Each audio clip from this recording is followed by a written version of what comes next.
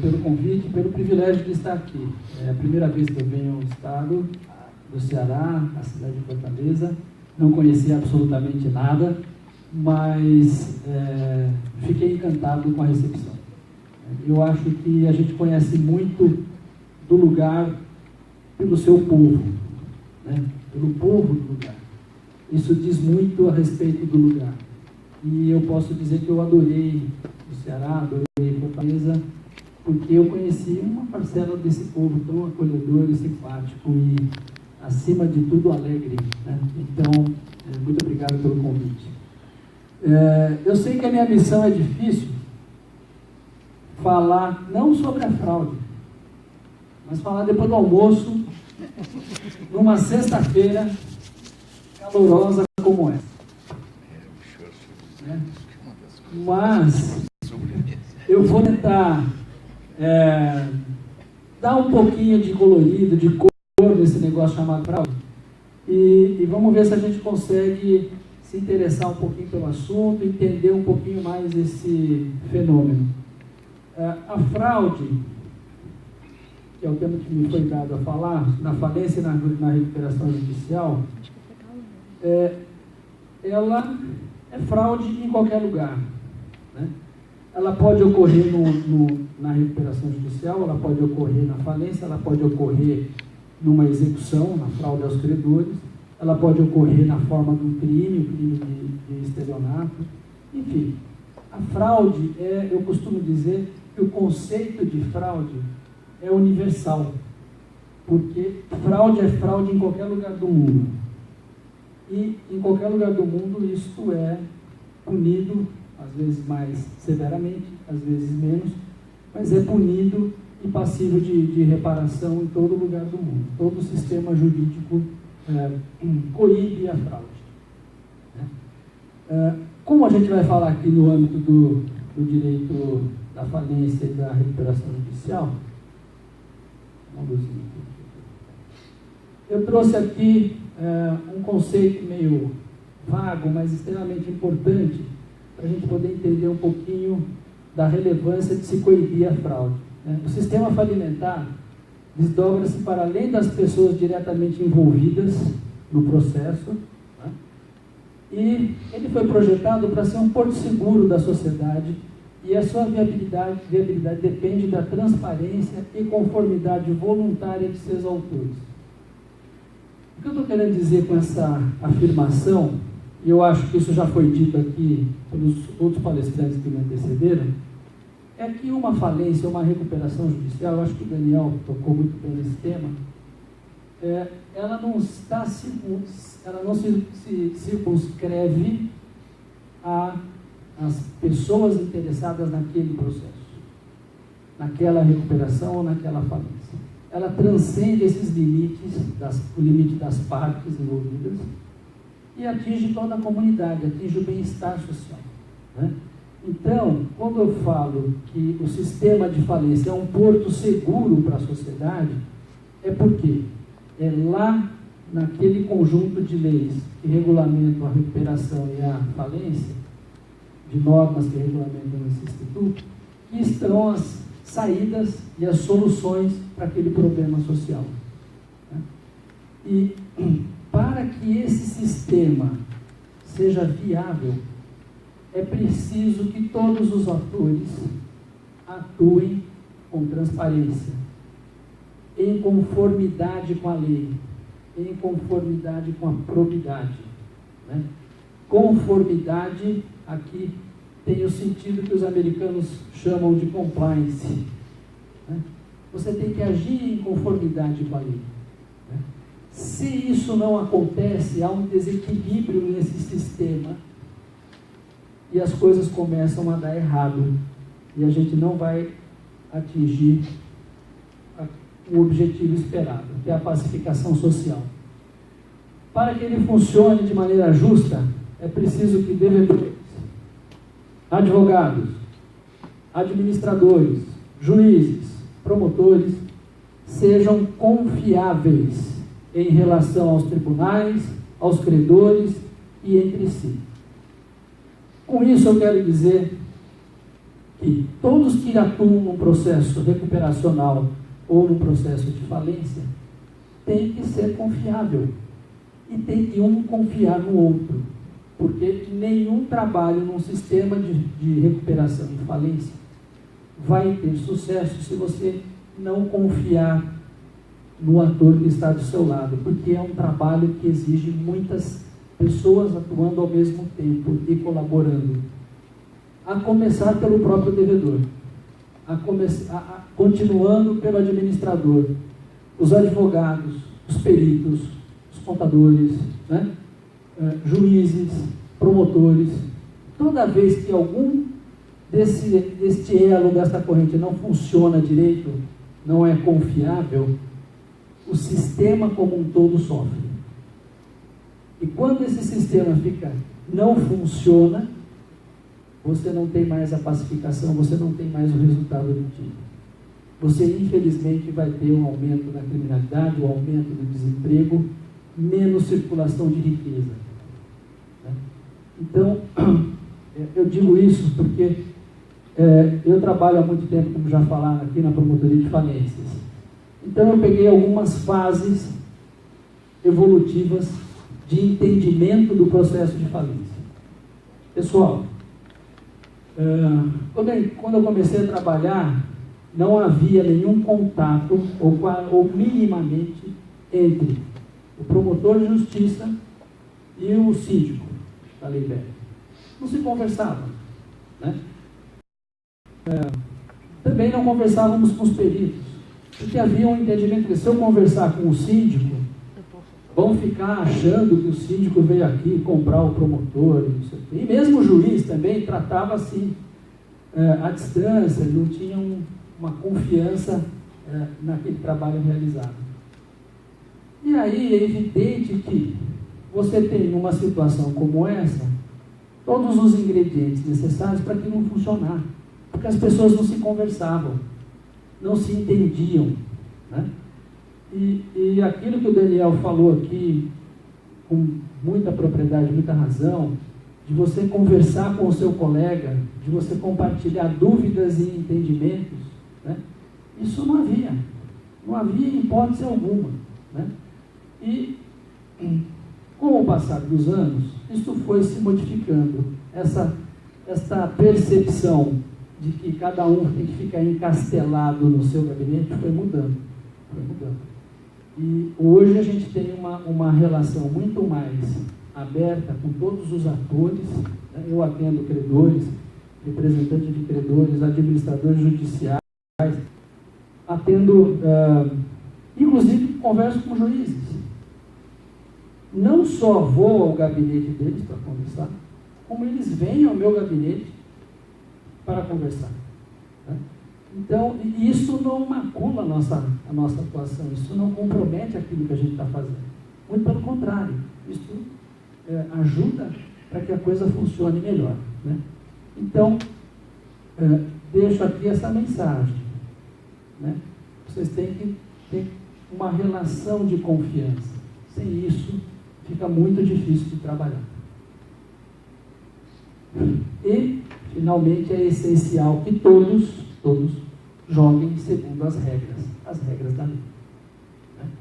Isso daí é a grande luta sempre do Ministério Público, pelo menos a minha pessoal, é velar para que tudo seja feito de acordo com a lei, né? Se a lei não traz uma solução adequada para aquilo, você tem que construir uma solução considerando todo o ordenamento jurídico que você tem à disposição, né?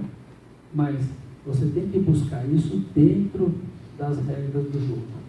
Nunca inventando, nunca criando moda, porque certas situações levam ao arbítrio, levam ao subjetivismo que não está previsto na lei.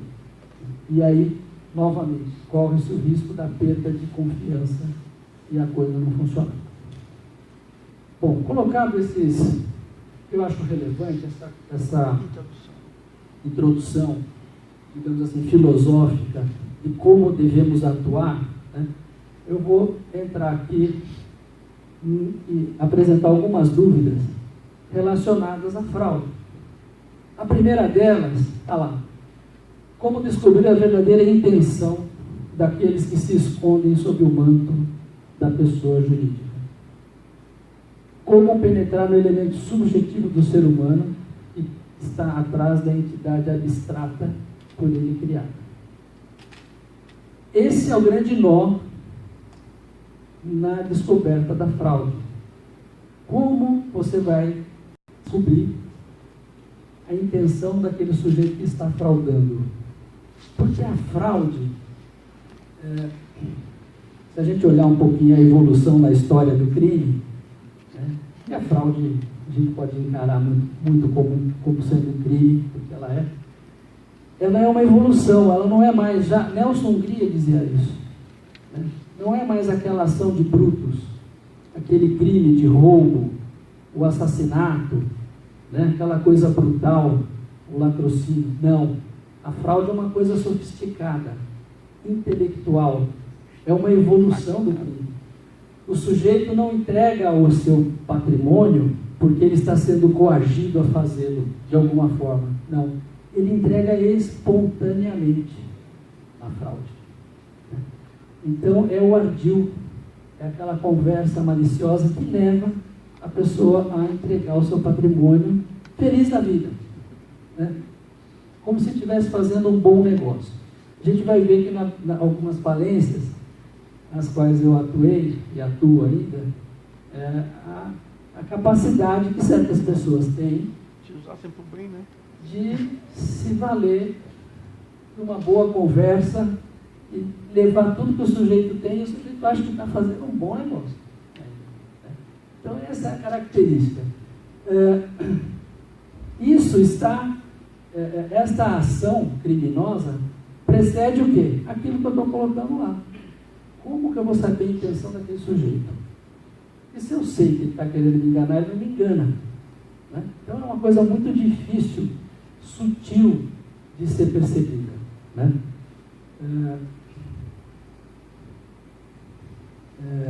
Como a gente está falando de fraude, eu tomei a liberdade de colocar aqui algumas definições do termo fraude, né, acolhidas pela doutrina brasileira, mas é lógico que isso aqui é meramente ilustrativo, porque nós não vamos aqui dar uma aula extremamente teórica sobre a fraude. Eu quero trazer para vocês alguns casos concretos, mas é bom deixar o registro, porque, né, às vezes você estudou isso já faz muito tempo, não lida mais com isso, e isso ficou lá nos bancos lá da universidade e nunca mais voltou à tona. Não sei quem trabalha muito próximo com isso que vai ter contato com esse conceito.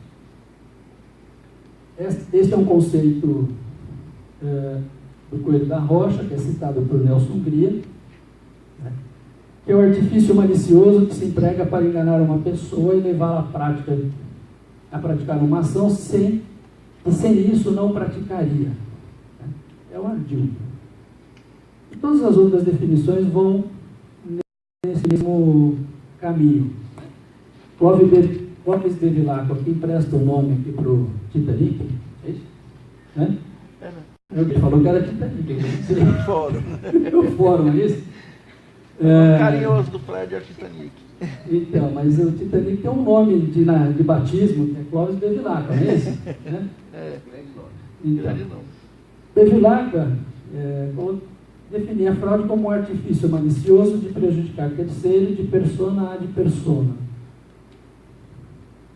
Silvio Rodrigues tem uma definição um pouquinho mais explicativa, né, dizendo que ocorre quando o devedor insolvente ou na iminência de se tornar-se tal, pratica atos suscetíveis de diminuir seu patrimônio, reduzindo desse modo a garantia que este representa para o resgate de suas dívidas. Esse conceito do Silvio está mais próximo daquilo que nos interessa na recuperação e na falência. A fraude, como eu falei para vocês, ela é uma das modalidades do crime de estelionato, né? E estelionato provém de estélio, e nada mais é do que o camaleão, aquele que muda de cor iludindo os insetos de que se alimenta e se esconde de seus predadores. Né? Então, e aqui é uma deixa bem interessante para a gente tratar um pouquinho da fraude na recuperação e na falência. Via de regra, o fraudador, numa recuperação judicial, numa falência, ele antes fraudou os seus clientes, fraudou os seus credores, de alguma maneira, invariavelmente. Né? A primeira pessoa que ele engana é aquele com quem ele negocia. Né? E ele começa a fazer isso de uma forma tão reiterada, né? E sem nenhum lastro, que em um determinado momento, ele não tem mais como honrar os seus compromissos. Né?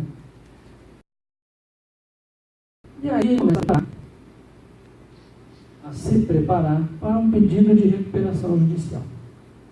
E aí ele já começa a buscar meios de enganar o juiz, de enganar o Ministério Público. Já não está mais só enganando os seus credores, passa a enganar todo o sistema. Tem até a situação de enganar a si mesmo, né? Muitas vezes. Eu não acredito muito nisso, não. Já falou para provocar. Então, por exemplo, vou dar um exemplo para vocês. Falência da Fazendas Reunidas Boi Gordo. Tá? Lá, o esquema de fraude era de pirâmide. Esquema Ponzi. Né? Ele prometia uma remuneração. Ele dava como investimento a compra de arrobas bovinas para engorda e prometia uma remuneração de 42% do valor investido em 18 meses. Tá? Aí, como é que o cara vendia essa ideia? Aí tá. Aí você começa a entender a cabeça do estelionatário. Como é que ele vendia essa ideia? Bom, o que ele fez? Ele pegou uma propriedade bem bacana, próxima a uma área urbana, montou uma fazenda modelo, para levar essas pessoas, esses possíveis investidores, conhecer qual era a metodologia dele para que o gado desse esse rendimento. Vocês terem uma ideia, essa fazenda fica no município de Itapetininga, nós já vendemos. Você entra, anda na fazenda e sai, e não suja o sapato de terra. A fazenda tinha toda a fiação subterrânea, não tinha fios aparentes. A fazenda tinha um L-ponto. Então ele pegava as pessoas em São Paulo, trazia de helicóptero até Itapetininga, pousava na fazenda. Tudo isso, todo esse cenário, alguém falou aqui em cenário, todo esse cenário era montado para iludir aquele comprador, aquele investidor. Né? E o sujeito chegava lá e ele mostrava os touros, as vacas, tal, que ele engordava e por isso que elas davam tanto lucro assim. E eram animais assim esplendorosos, gigantes, bonitos, pesados e tal. Punha na balança, tá vendo? A minha vaca pesa mais do que a vaca lá do vizinho e tal, porque ela tem uma genética, e porque eu manipulo o gene. E mostrava um laboratório, o cara com touquinha branca, óculos lá, mexendo lá, algo que talvez fosse sêmen no seu leite, sei lá. E o cara, todo mundo começou a comprar aquilo. O que eles não sabiam, por exemplo, é que quando eles voltavam para São Paulo, aquele animal que ele colocou em exposição tinha um ataque cardíaco e morria. Porque ele recebia tanto hormônio para ficar grandão e com aquela pose de gordão gostoso, que ele morria. A carne não servia nem para nada. Apodrecia, tinha que jogar fora. E assim ele começou a construir o império da boi gordo. de um determinado momento, ele fomentou uma novela muito famosa da Rede Globo, chamada O Rei do Gado, né? Aonde um dos reis do gado era o Antônio Fagundes e o Raul Cortez, né? Eles eram... o rei do café, né? Eles tinham uma rixa e tal, quem era mais rico, era lá da cidade do Daniel, né? Do Mauro, coisa fina, os negros andavam de avião, né? Ele namorava a Patrícia Pilar, lembra? Né? O Fagundes, né? Tem um personagem famoso aqui do Ceará que também namorou essa moça. Não lembro quem é, mas enfim. Ficção com a realidade. Né? E aí esse rei do gado era o garoto propaganda da empresa dele. Né? Então ele vendia um sonho, uma ilusão. Ele é um fraudador. Né? Quanto tempo que foi a evolução da... Acho que ele operou há alguns anos. Né? Porque, veja, como ele criou um esquema Ponzi, onde ele conseguiu lesar mais de 30 mil pessoas, e o esquema Ponzi, ele funciona exatamente assim. Quem vai entrando na base da pirâmide vai financiando quem está no topo da pirâmide, até que chega um momento que a base é tão grande que você não tem como retroalimentar aquele monstro, aquela hidra, né? Você não tem como mais pagar, e aí ele vai ruir. É um castelo de cartas, ele vai ruir e vai falir. E ele fazia isso de uma forma muito inteligente, porque, por exemplo, quem estava lá no topo da cadeia alimentar, da pirâmide, chegava lá e falava assim, ó, quero resgatar o meu investimento. Ele falou, pois não. Ó, e dava um cheque para o cara. O cara falou, pô, me pagou. Ele falou assim, ó, mas se você quiser continuar ganhando, você pode comprar mais aqui comigo. E inúmeros investidores que entraram no começo, portanto estava lá no topo da pirâmide, podia sair recebendo e tudo, falaram assim, mas eu não vou sair desse negócio. É bom demais. Aí ele põe o dinheiro dele de novo, só que ele não sabia que ele ia lá na base da pirâmide. Né? E tem gente experimentada, gente do mercado, tem de todo tipo. Tá? Quase eu caí, né? Você sabe desse. Pode falar que é um milagre. Olha, quando você fala em 30 mil pessoas, você vai ter alguém que você conhece que caiu nesse golpe. É impossível. Né? É igual quando eu fui promotor lá em Iguape, no litoral sul de São Paulo, e se vendia os terrenos na Ilha Comprida. Né? Só que ela era tão comprida que o mundo tinha terreno. Né? Meu pai tinha terreno na Ilha Comprida. Só que ele não existia. Era só uma ilusão. Uma ilusão, né? Se juntar os terrenos. Se juntar, você passa mais. Pois é.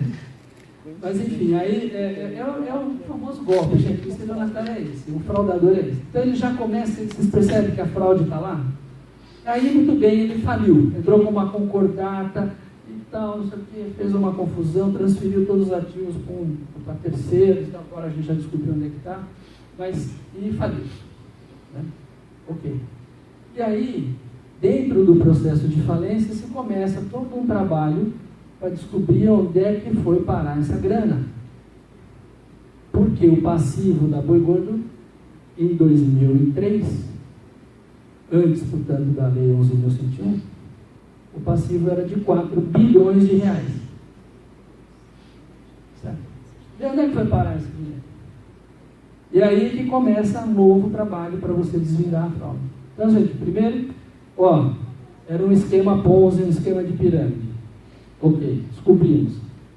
E o resultado disso? Bom, boa parte disso ele capitalizou em fazendas. Por quê?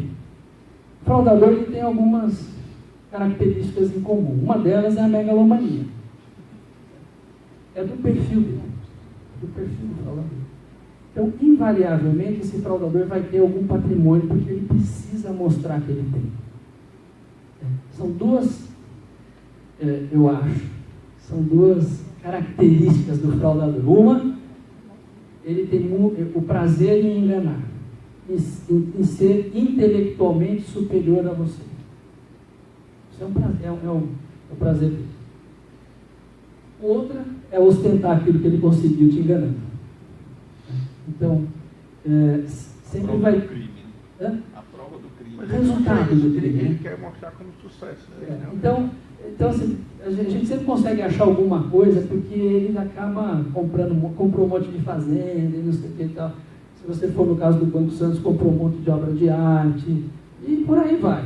Né? Todos eles têm um quezinho. Eu digo o seguinte, eu sou tão louco quanto eles. Porque o prazer que eles têm de enganar, eu tenho de desvendar a fraude.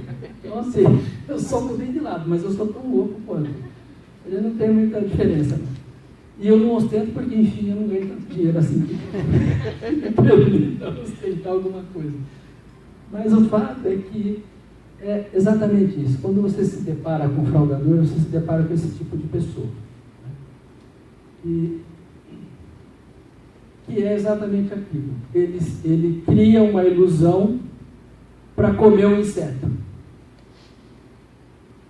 Que no caso somos todos nós, as vítimas. Mas ele também cria uma ilusão para se esconder dos seus predadores. Eu, Dr. Daniel, Dr. Ângelo, Dr. Cláudio, Dr. Nilton de Luca. Para se esconder dos administradores judiciais que estão aqui. Então, esse aí. Na verdade, o fraudador ele é um camaleão. Ele vai se adaptar ao ambiente, à circunstância, para tirar vantagem. E sempre vai causar um prejuízo a alguém. Quando ele está comendo os insetos, estou falando, analogia, analogicamente, não estou condenando o camaleão, não. Faz parte do equilíbrio aí, ecológico, mas só para ilustrar. Mas quando o fraudador está lá comendo os insetos, ele está causando uma lesão incomensurável. Né? No caso da boi gordo, por exemplo, e aqui eu acho que muitos têm experiência com agronegócio, por exemplo, o Brasil é um dos países mais caros do mundo em financiamento de capital. Né? As empresas, para poderem ter capital, se valem de empréstimos bancários, certo? Vai lá, tira dinheiro para capital de giro, para poder girar e expandir, consolidar o seu negócio, a sua ideia, o seu empreendimento. Né? São poucas as empresas que têm capital próprio para fazer isso. O agronegócio, né, também não foge a essa regra. Né? E o que ele fez? Ele descobriu uma ferramenta extremamente barata de financiamento do seu negócio, que é trazer o parceiro, é o acionista, né? Aquela pessoa que entra, investe no seu negócio e vai receber um lucro, um dividendo do resultado daquele negócio. Perfeito, perfeito. Um dinheiro barato, que vai fomentar o empreendedorismo, vai fazer girar a economia. O que esse cidadão fez? Pegou, entendeu esse mercado, vendeu o sonho, pegou o dinheiro e deu um golpe. O que acontece isso? Qual o efeito disso para todo o mercado do agronegócio que está aí funcionando até hoje? Ninguém mais confiou em colocar R$1 em qualquer tipo de investimento alheio no agronegócio, porque fala, não, tá, vai me enganar.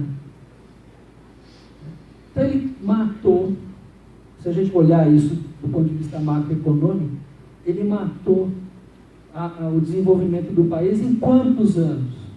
Veja, eu não consegui pagar ninguém ainda lá. 30 mil pessoas. Qual o estrago que essa pessoa fez no mercado?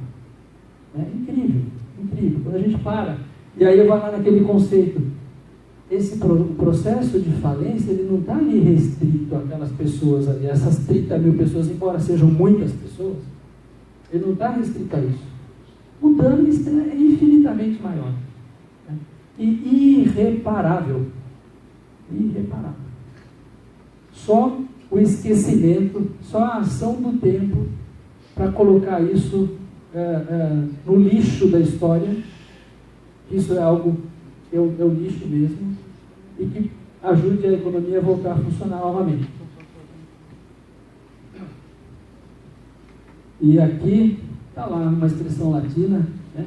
É o arquiteto da falácia, da mentira, né? Ele tem muitos nomes, como o diabo, ele tem muitos nomes, né? É o escroque, o burlão, o embusteiro, o fraudador, o estelionatário e o etc. Eu deixei aqui porque com certeza aqui no Ceará deve ter alguma expressão muito característica. 171, malaca, que mais? Olha lá, tá vendo? Malaca, 171, o que mais? Hã? Valeu, mala. Então, cada lugar tem, por isso que eu coloquei assim, porque eu não conheço a expressão regional, mas todo lugar tem que todo mundo sabe. Desde pequeno a gente ouve o pai da dizia, aquele ali, ó, é 171, né? Meu pai era policial militar, isso aí, que lá é 171. Aqui, ele está em atitude suspeita, né? É o chavão. Cada lugar tem. Mas aqui eu só coloquei para a gente exercitar um pouquinho e não esquecer que é isso aí. Tá? Às vezes a gente fala numa fraude bem sofisticada, por exemplo, no caso do Banco Santos, né, que o cara fazia empréstimos além da conta do que o sujeito queria. Lá, a fraude era essa, eu vou contar para vocês. Tinham várias fraudes, mas a principal, a recorrente, a que mais pegava, era o seguinte: o empresário chegava, olha, preciso de R$1 milhão para fazer alguma coisa. Ele fala, claro, perfeitamente, só que eu não vou te dar 1 milhão, eu vou te dar 2. 2? Eu não quero 2, eu não tenho como pagar 2. Não se preocupe. Eu te dou 2, você fica com 1, o outro 1 você investe nesta empresa aqui, compra debêntures dessa empresa, uma empresa dele, mas fora do sistema financeiro, fora do conglomerado da instituição financeira, você compra debêntures, ela está rendendo tanto, o suficiente para pagar 50% do valor da sua dívida comigo. Assim você me ajuda, você precisa de ajuda, e eu te ajudo, porque eu também vou te emprestar, não vou te exigir aquele monte de garantia, aquela coisa nada toda, que todos os outros bancos exigem, tal. Vai daqui, vai dali, os caras têm uma lábia lascada, e os caras começaram a meter dinheiro lá dentro. 3 bilhões de passivo no Banco Santos. Né? E é assim que funciona, é assim que esses caras trabalham. Tá? E não é porque ele era diretor do banco, dono de uma instituição financeira, que sentava lá num prédio pomposo, lá na Avenida Marginal Pinheiros, lá em São Paulo, que ele não é um escroque. Entendeu? Quando eu falei para você que para mim não tem essa de inocência, não é porque o cara é um banqueiro, Madoff, que ele não é um burlão, um embusteiro, um fraudador, um malaca. Entendeu? Ele é sim. Ele só está com uma roupinha mais bacana. Mas ele é o mesmo fraudador que aquele um que está lá no boteco, jogando conversa fiada. É o mesmo. Bom, o que a gente procura defender quando há fraude? Qual a objetividade jurídica quando você fala em combater a fraude? Você, na verdade, está defendendo a ordem econômica, porque aquela ação fraudulenta rompeu com a cadeia produtiva. Você está defendendo o crédito público, especialmente na recuperação de empresa. Tá? Então, esses são os bens, os valores vulnerados quando se pratica uma fraude dentro de um processo recuperacional ou falimentar. Tá? Esse é o bem jurídico tutelado. E é por conta deste bem jurídico tutelado que a pena na fraude, na Lei 11.101, foi agravada em relação à fraude do decreto-lei. Né? A pena foi aumentada para 3 a 6 anos. Isso, não me recordo, não estou com a lei aqui. Mas, e tem que ser punido severamente. Tá? Vamos lá.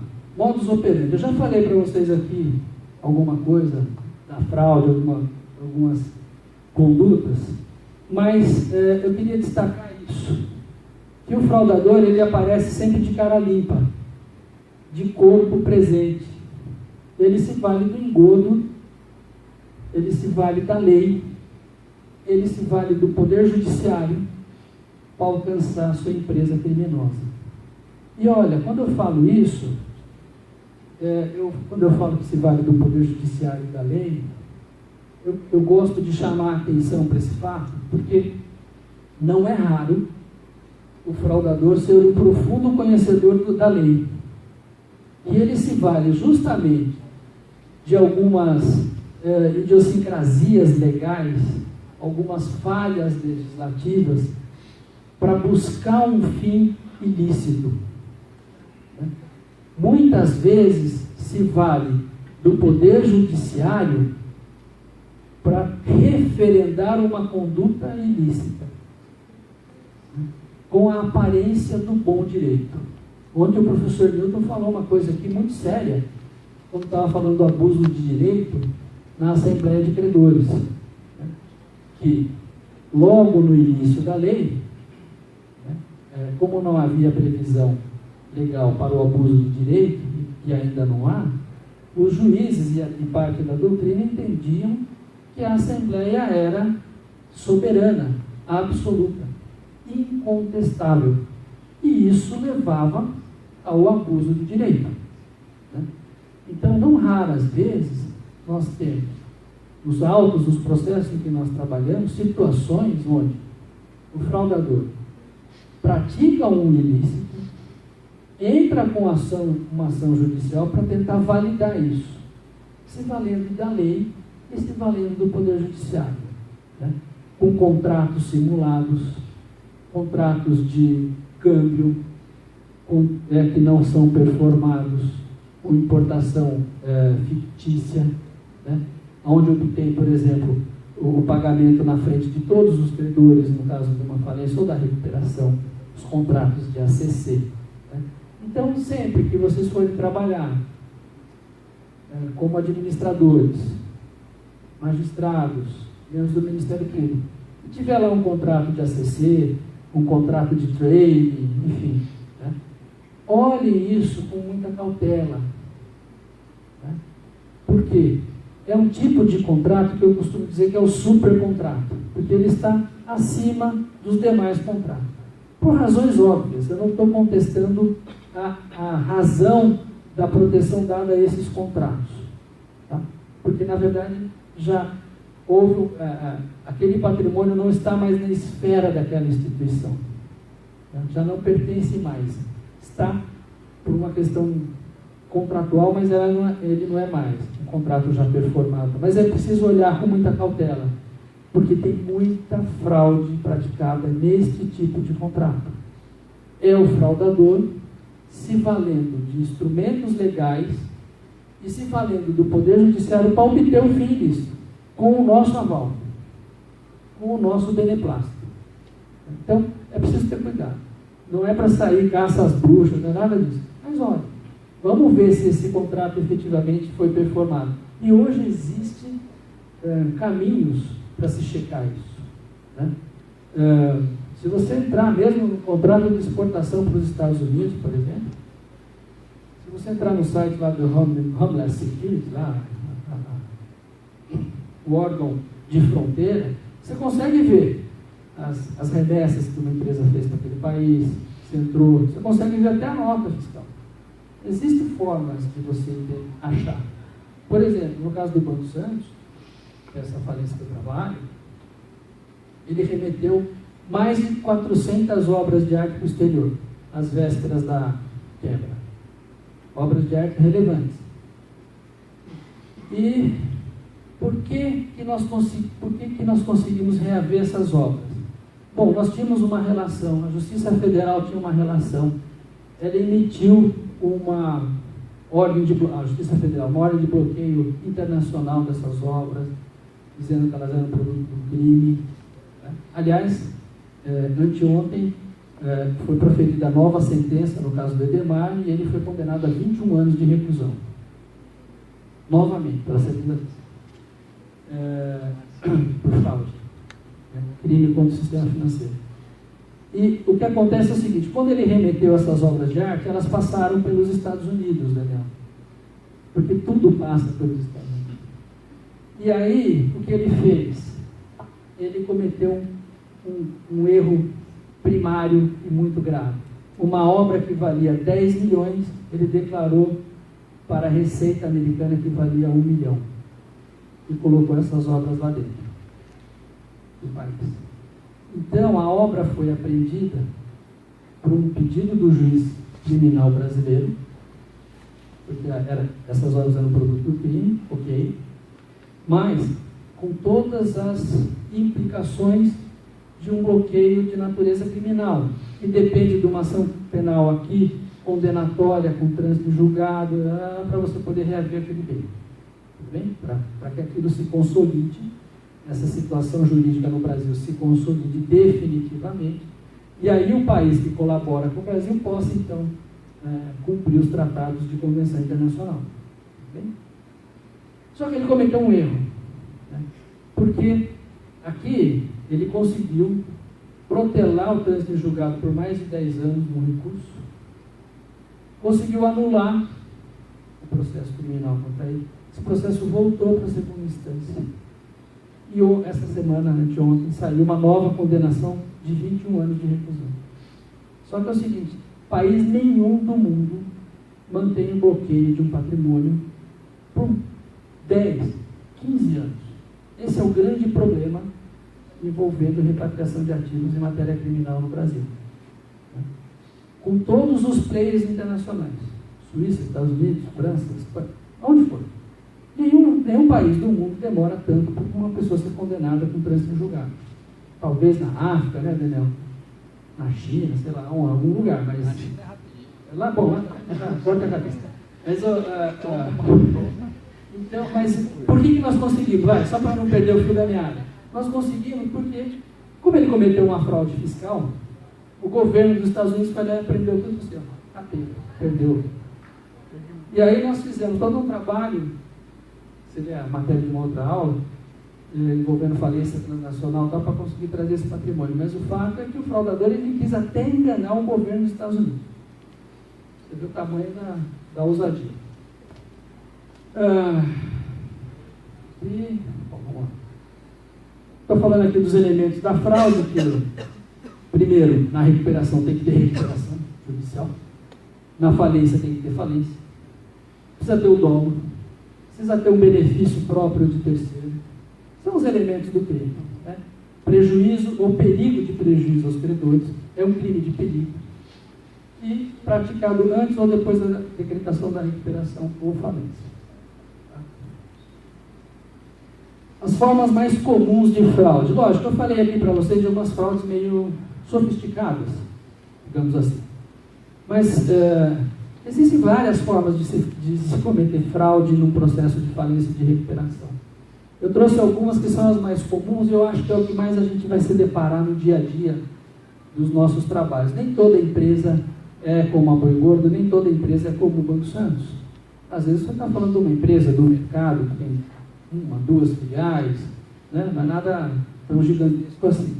Então eu preciso trazer isso para a realidade. Né? Eu gosto de dar um grande exemplo, mas tem que trazer para o nosso dia a dia, que é o que eu faço no dia a dia. Eu não faço no dia a dia grandes casos. Eu faço no dia a dia todos os casos.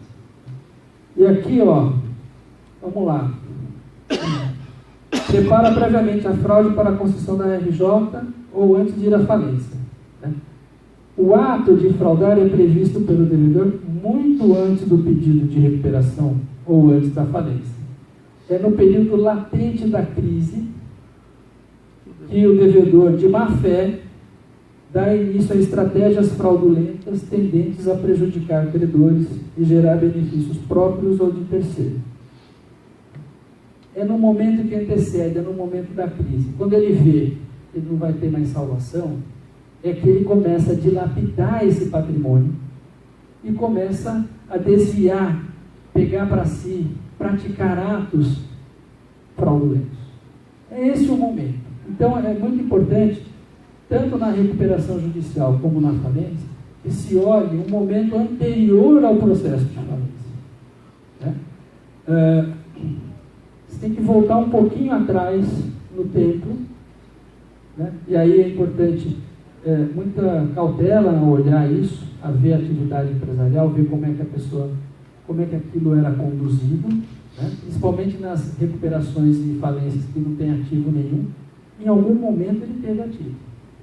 Então precisa olhar aquilo lá com um pouquinho mais de cautela, e é naquele momento crítico da crise que o empresário se desespera e cruza a linha da moralidade e começa a praticar atos desesperados. Como que a gente pode identificar isso? De uma maneira muito fácil. Olha lá se houve modificação do estatuto social. Via de regra, eles fazem alguma modificação. Primeira mudança, troca do quadro societário e coloca lá uns laranjas. Quantas falências vocês já não pegaram e trocou o quadro social e entrou alguém que entrei de gaiato no navio? Quantas? Né? Empresas de papel. Lá em São Paulo a gente chamava isso de arara. Eu não sei como é que é aqui. Tá? Mas é aquela empresa que serve apenas como um veículo para desvio e ocultação de bens e ativos. Ela só existe no papel. E num determinado momento de crise, começa a transferir bens, ativos, ou começa a fazer negócios com essa empresa como uma forma de blindar e de desviar patrimônio. É uma ferramenta da fraude. Também as empresas de papel são utilizadas para tomar empréstimos bancários, desconto de recebíveis que não tem lastro, recebimento de pagamentos em nome de terceiros. Né? Não é raro, por exemplo, uma empresa em recuperação judicial, a gente tem casos na jurisprudência de supermercado, por exemplo, que o cara está em recuperação judicial e o cliente vai lá e passa o cartão.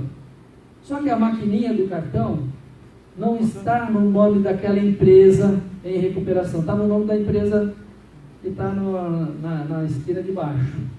É uma empresa de papel, uma empresa de fachada. Então, todo o pagamento que era para entrar no caixa da recuperanda, e você acha, o administrador vai lá e vê, não, na verdade ele está indo para outro lugar. É a famosa, como chama a maquininha lá?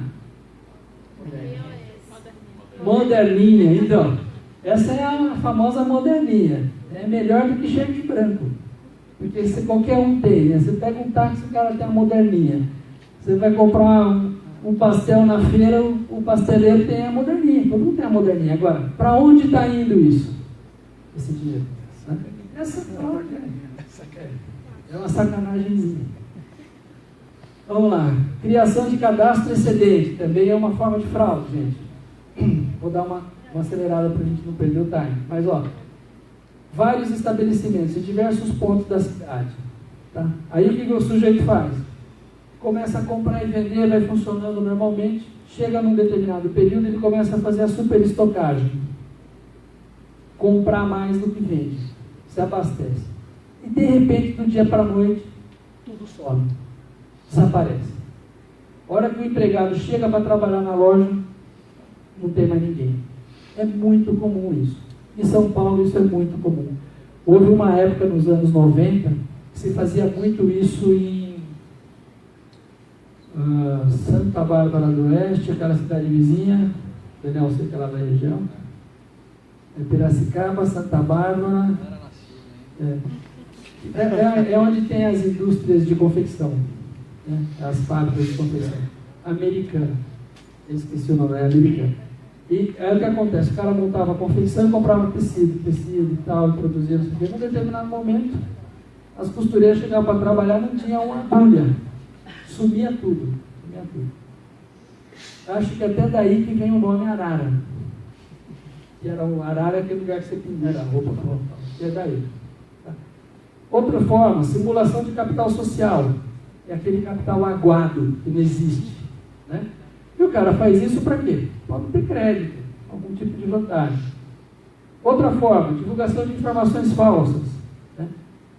Mostra uma pujança e uma solidez financeira que ele não tem. Seja através de relatório, de balanço, de matérias. Por exemplo, vamos voltar no caso do Boi Gordo. O cara usou uma novela para divulgar uma informação falsa. Vamos voltar no caso do Banco Santos. O cara era um mecenas da arte. Né? Então mostra um status de riqueza que não corresponde à realidade. E isso leva muita gente a ir junto com o cara desse. Desvio de bens, né? Aqui embaixo, eu já falei. E agora aqui eu vou falar para vocês, aqui, eu fiz uma pesquisa dos tipos de fraude. Eu acho que não dá para a gente enumerar todas as fraudes, porque Estão criando outra já. Enquanto a gente está falando, já estão criando outra. Né? A capacidade do ser humano de criar coisa é uma coisa impressionante. Né? Mas vamos lá, só para a gente se divertir um pouquinho. Tá? Vamos lá. Fraude de investimento de alto rendimento. Promessas de rendimento superiores à do mercado. Esquema Ponzi, que é a pirâmide financeira. O Prime Bank Scheme, que é um negócio exclusivo. Que é aquela coisa que o cara fala, olha, tem um caso assim, agora, de uma construtora. O cara fazia o quê? Ele tinha um grupo de investidores, se cotizavam, compravam cotas, investiam, e ele incorporava prédio, vendia, pagavam, dava um resultado financeiro melhor do que no mercado financeiro para esses investidores e tal. E era um grupinho fechado. Aí, Atlântico. Aí, num determinado momento, o que o cara fez? Falou assim, eu vou abrir a porta do investimento para todo mundo. E quem estava fora, olhava, pô, queria estar lá, fazer parte do clubinho. O cara que estava no clubinho falou assim, eu estou ganhando e você não.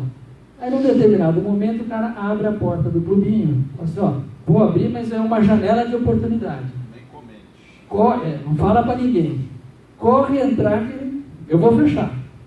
E aí veio um monte de gente. Pelo menos umas 500 pessoas entraram nesse esquema. Entendeu? Eu não sei ainda dizer qual exatamente o tamanho do passivo.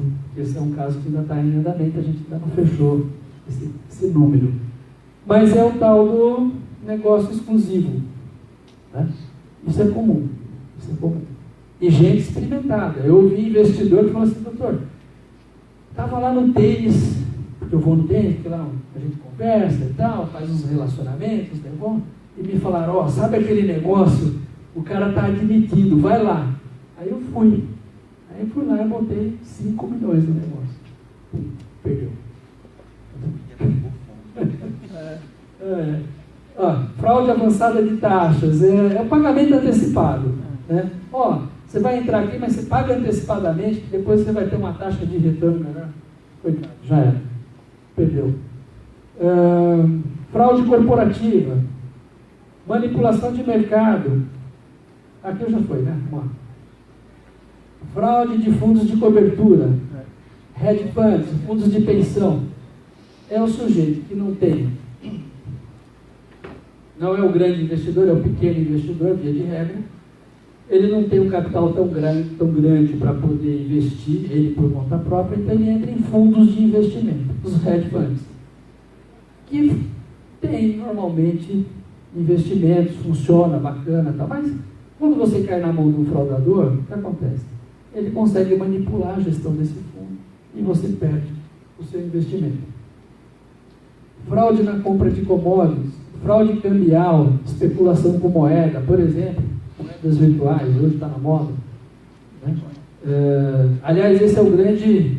JS. JS. Esse é o grande...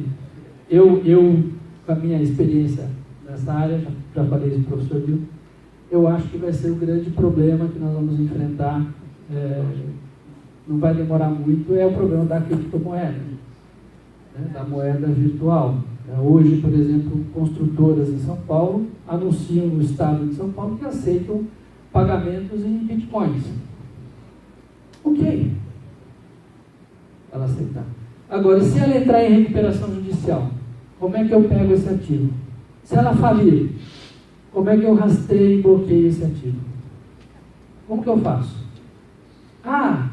Mas o cara declara nas contas, na contabilidade que ele tem. Ok. E daí? Ele declara. Qual o problema? Problema nenhum. Ele pode até estar ok com o fisco. Eu declaro que eu tenho. Aí faliu e falou assim, Solta lá o Bacenjude. Você pega? Né? Manda o administrador arrestar. Ele vai achar? Como é que ele vai fazer? Qual é a chave do blockchain para ele poder pegar esse ativo? Já era. Então, não vai tardar e nós vamos ter problema com isso. Tá? E me preocupa sobremaneira porque o mundo não resolveu ainda essa questão. Né? E eu li outro dia no jornal que aqui em Recife, né, há um projeto de se fomentar aí o Vale do Silício brasileiro na região metropolitana lá de Recife. Né? Com projetos, inclusive, um jovem a aceitar pagamentos em moedas virtuais. Vocês vão imaginar? A lojinha, a loja de roupas, o restaurante, a loja de calçados, se quebrar. Como é que vocês fazem para achar esse dinheiro? Difícil, né? Desvio de corretor, enfim. Negociação tardia, fora do horário normal, aqueles negócios, ó, vamos conversar na casa do fulano, às altas horas e tal, para ver como não funciona. Fraude hipotecária, comprar imóvel e vender rapidamente, com laudos de avaliação falso, compra e venda rápida de imóvel. Isso daí é uma forma de lavagem de dinheiro e de fraudar. Mais alguma coisa? Vamos lá, só para correr. Identidade fictícia ou roubada. Lá na Boi Gordo, no desdobramento, a gente tinha um sujeito que é um dos maiores proprietários de propriedades rurais aqui no Brasil, sei lá, pelo menos umas 40 propriedades, e essa pessoa não existe, ela é de papel. Todas as compras e vendas que foram feitas em nome dela foram feitas através de procurador. Nunca ninguém viu essa pessoa pessoalmente. E ela vem nos autos com um advogado constituído e declara que mora no Paraguai. Aí foi um escárnio. É um escárnio total. É um verdadeiro empresário paraguaio.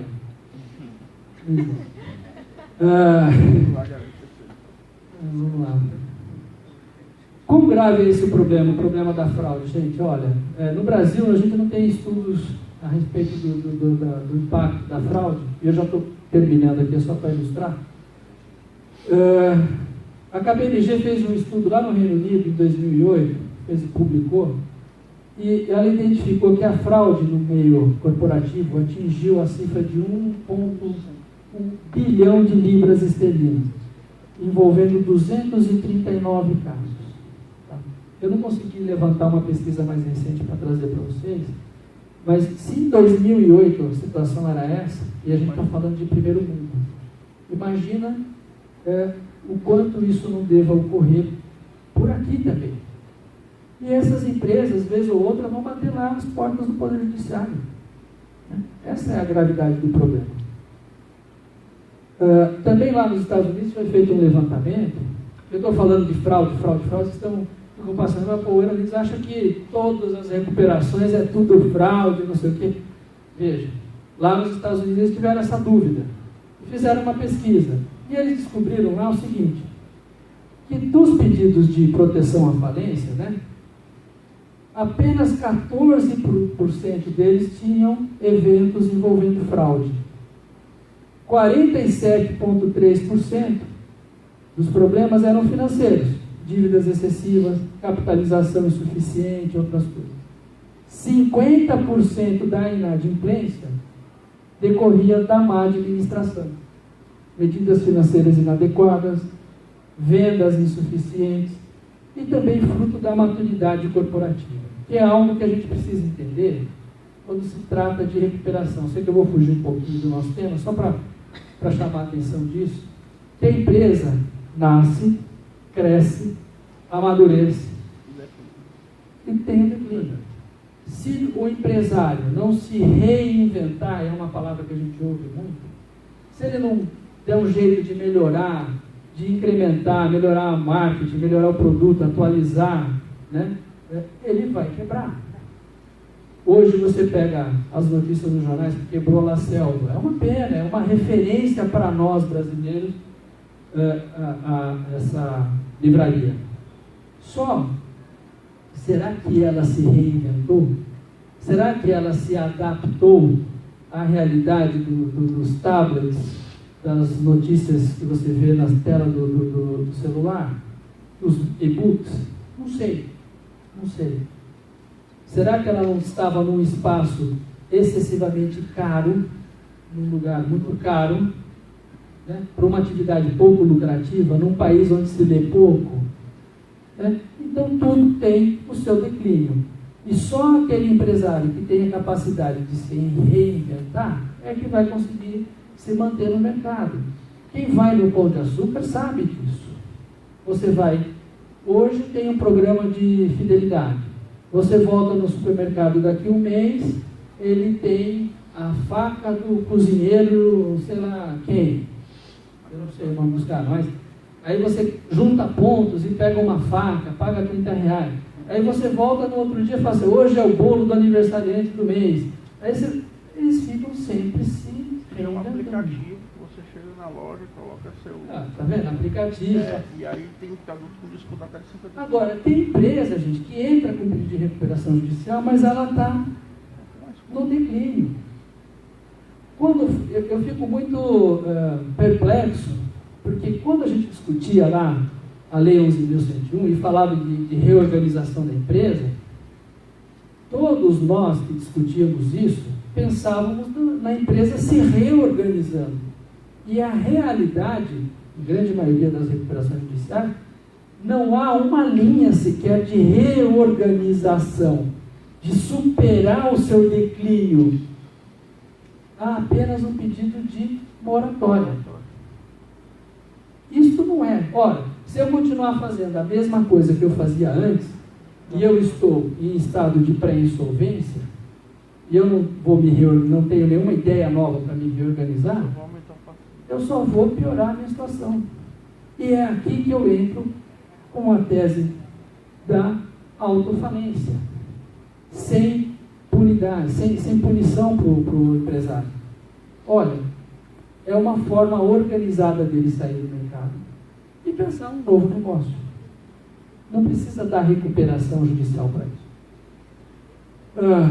Muito bem, a apuração da fraude fica muito a cargo do administrador judicial e do Ministério Público. Evidentemente que precisa do juiz, mas o juiz, ele é sempre um imparcial. Não é ele que vai diligenciar nesse sentido. São os seus auxiliares, é o Ministério Público que deve fazer. Aqui eu estou falando da possibilidade de apurar isso criminalmente, que o MP pode, inclusive, instaurar um inquérito civil para isso. Tá? E a grande dificuldade que a gente vai enfrentar na apuração das fraudes é a falta de tecnologia, a falta de materiais adequados, a deficiência nossa, minha, na formação econômico-contábil para analisar balanço, contas, etc. A ausência de políticas de ação conjunta e integrada dos órgãos de Estado, Fazenda, órgãos de defesa do consumidor, né? Polícia Científica, Ministério Público, né? Uso de ferramentas legais para combater a fraude. Nós temos um arcabouço bem interessante de leis e diplomas que permitem a investigação, inclusive investigação sigilosa no âmbito civil. É preciso aprender a usar. Né? Não é aqui hoje, mas se a gente voltar a falar disso no outro curso, aí eu posso trazer alguns modelinhos, algumas coisas mais específicas para a gente compartilhar com vocês. Critério na análise de documentos, análise do passado da empresa, rapidez na coleta de informações, diligência sigilosa e trabalho multidisciplinar. Tudo isso nos ajuda a combater a fraude. Muito obrigado pela atenção. Eu passei aí... Não passei, foi uma horinha. Estou à disposição para dúvidas e qualquer coisa. Obrigado.